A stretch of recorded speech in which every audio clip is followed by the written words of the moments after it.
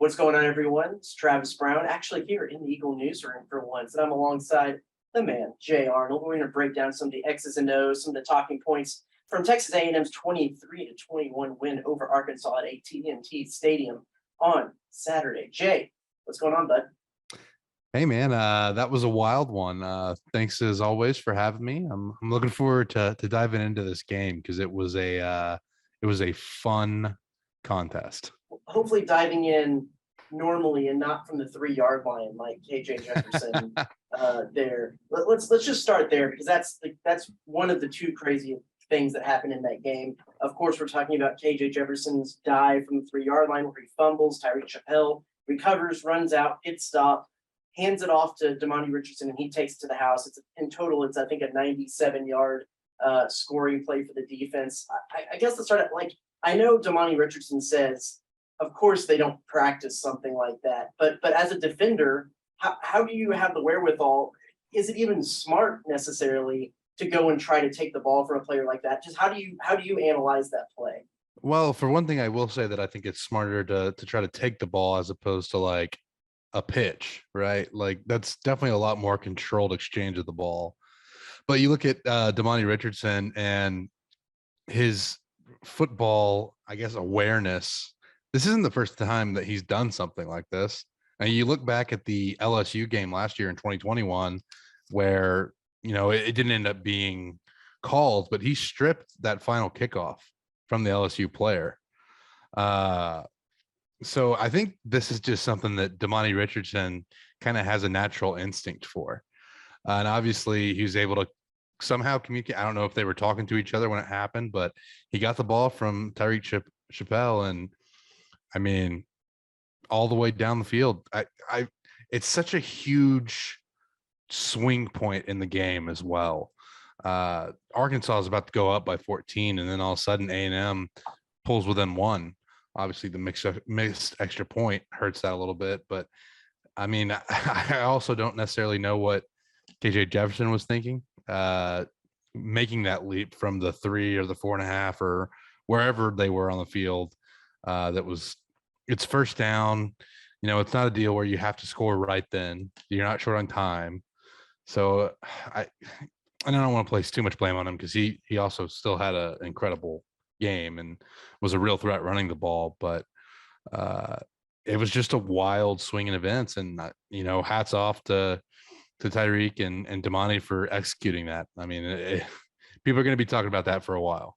You mentioned the LSU game where he stripped the ball away and was trying to run it back, and they rolled forward progress. It stopped. He kind of said that getting that touchdown in that game was a little bit of retribution for the miss at the LSU game. I mean, I know this is a well-dug question, but as a former defensive player, I mean, you want to get a touchdown in your career, right? You're banking for and trying to do what you can to get that point on your resume. Am I not mistaken? Absolutely. I mean, that's every defensive player's dream. Obviously, it's more feasible sometimes for the we'll say the better athletes in the secondary than it is for some of the guys up front, but that's always something you dream of. I mean, one of my favorite football memories is still my scoop and score from high school against West Mesquite. So obviously that's a defensive player's dream anytime you get a chance to do that. What year was that West Mesquite scoop and score or against West Mesquite? That was, I believe, the 2011 season. I think it was my junior year. I'll have to go back and check the record. I might have been covering that game. We'll have to see, because that would have been against good old Trayvon Boykin at West. So it was the year after Trayvon Boykin. Okay. Yeah. I digress. We had a lot of talk last week about the 3-man front compared to the 4-man front, and the kind of the options that gives. I know both of us kind of agreed that we thought we'd probably see a little bit more of the 4-man front, but DJ Durkin rolled out that 3-man front a lot, used Chris Russell to spy a decent amount. What did you see from that alignment that, especially in the second half, worked pretty well? Yeah, I think for starters in the first half, it wasn't working that great. Mm-hmm. Arkansas in the first quarter, I think already had over 100 yards rushing.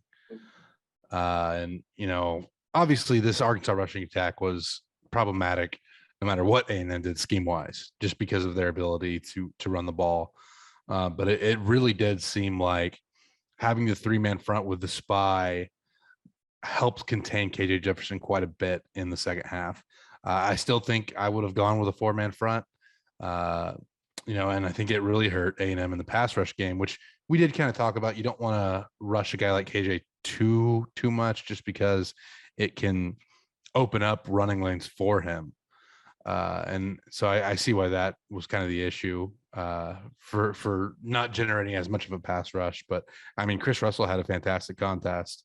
There was a really big sack for him at the end of the first half that I think kind of set the tone for the second half.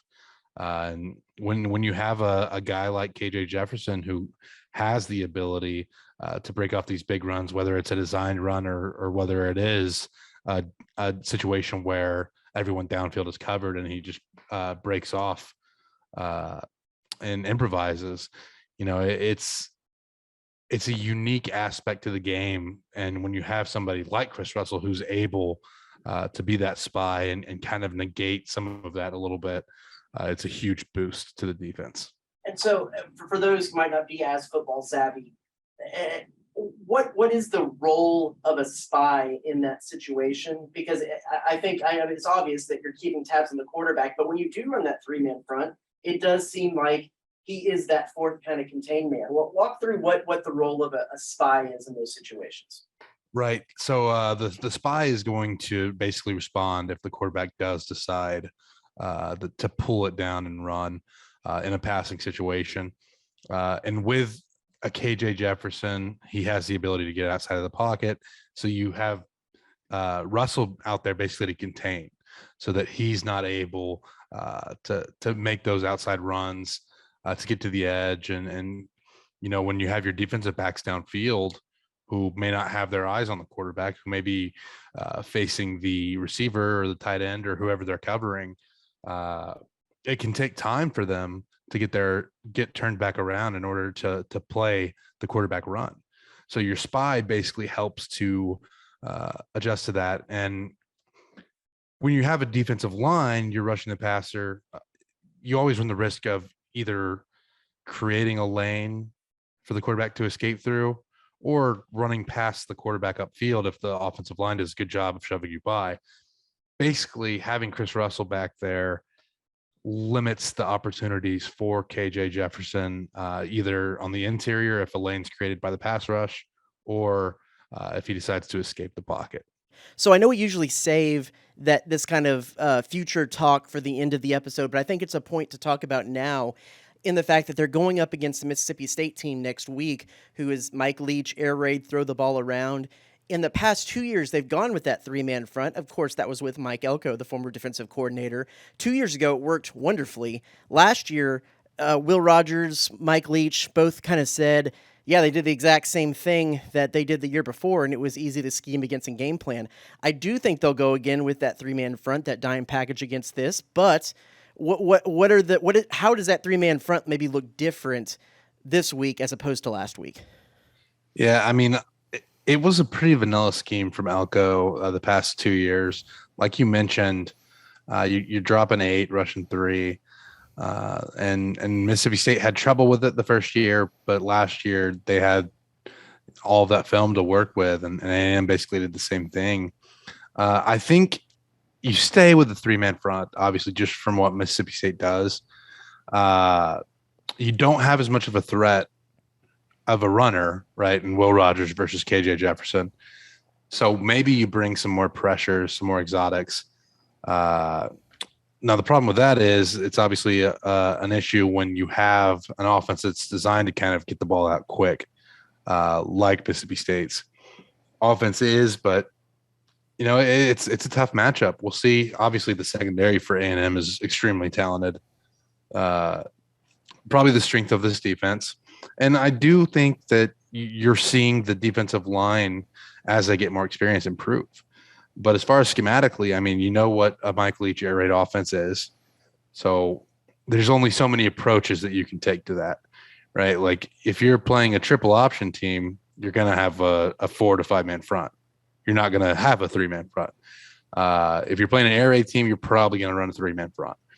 But as far as in the back end, I mean, zone coverage, you're not going to have man against a look like this. And it's all about just executing the game plan. Again, I with DJ Durkin, who I think, I mean, I have to go back and look, but he's had success against Mississippi State at Ole Miss. So, maybe he brings some wrinkles from there.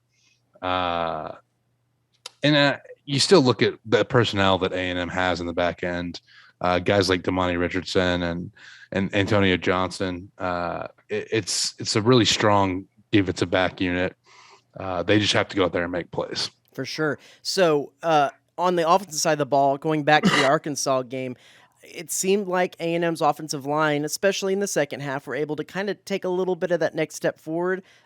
First 100 rushing yard game, actually a career high rushing yard game for Devon Achane in this game. What did you see in the trenches there that changed or was able to kind of spring that run game a little bit more? Yeah, so great performance by A&M. I think it was just there weren't as many whiffs in blocking in the run game. I think a part of it too is Devon Achane looked great with his vision and execution. I mean, he was making some fantastic cuts and getting upfield before Arkansas had a chance to get a hand on him. I think that helped out the offensive line a little bit as well. Just him getting more downhill. But there's a few variables there. Obviously, another week of Bryce Foster being back at center after missing some time. Another week of Max Wright helping out in the run game. I think he's helped out a lot as a blocker too. So both of those pieces, and then the offensive line executing better. I was really happy with the way the offensive line executed. And especially in that second half when they got that run game going, anytime you can get a guy going for 159 yards and averaging over 8 yards a carry, it's a win for that offensive line. What do you think of the offense just as a whole too? The passing game still leaves a little bit to be desired, but if you're running the ball that well and knowing that Jimbo wants to control the ball, you got to focus on your strengths. Some of that in the passing game, I think, is just Max not having as much time with the ones, right? And some of that is, it's dependent on what the matchup dictates. So A&M's playing with a lead in the second half. They probably wanted to run the ball a little bit more, try to burn out the clock. And I think when A&M gets the lead, they tend to be a little more conservative as well. So that also feeds into the fact that Devon Achane was running the ball quite a bit in the second half. For sure. I know defensive side of the ball is a little bit different than this on offensive side of the ball. But when you look early in the game, a lot of pre-snap confusion penalties. When you look at, there was an illegal shift, a delay of game, another illegal shift that was just a little bit, it seemed like confusion. Jimbo had to burn a timeout before a kickoff. What's usually kind of going on when you see confusion like that and getting the play in, getting everybody set, and how do you fix that moving forward? Now, part of that is the complexity of the offense, I think. We've talked about how many sheets that Jimbo has in front of him, and that's someone tweeted something about a Cheesecake Factory menu, right? just quite a bit of information to process, and if you're a guy that maybe hasn't seen the field as much this year, it is different adjusting to a game pace and adjusting to that clock, and the delay of games are concerning, but it's been a part of Jimbo's offense since he got here, right? This isn't something new. I mean, even Kellen Mond in his final year would have issues with delay of games at times. So I think that's more of just part of the side effects of Jimbo's offense. Some of the illegal motion stuff is, I look at the I formation whenever I think it was Crownover and LJ Johnson in there. And we haven't seen a lot of that this year, right? We haven't seen a lot of I formation. Maybe that's just something where, it hasn't gotten as many reps as it normally would. And guys like LJ Johnson who haven't been in the contest as much, especially with how much the offense has relied on Devon Achane. I think some of that's just lack of experience, but it's something that has to be cleaned up going forward. Uh, as far as the delay of games, like I said, I mean, that's just kind of par for the course for Jimbo's offense. Sure. Well, let's close it out with this because the other big news of the day, the weekend, was Anaya Smith, broken lower leg. He'll be done for the year. When you're in a locker room like that, and one of your leaders, your stars, goes down for a year, what is the mood, the tone, the tenor amongst the team?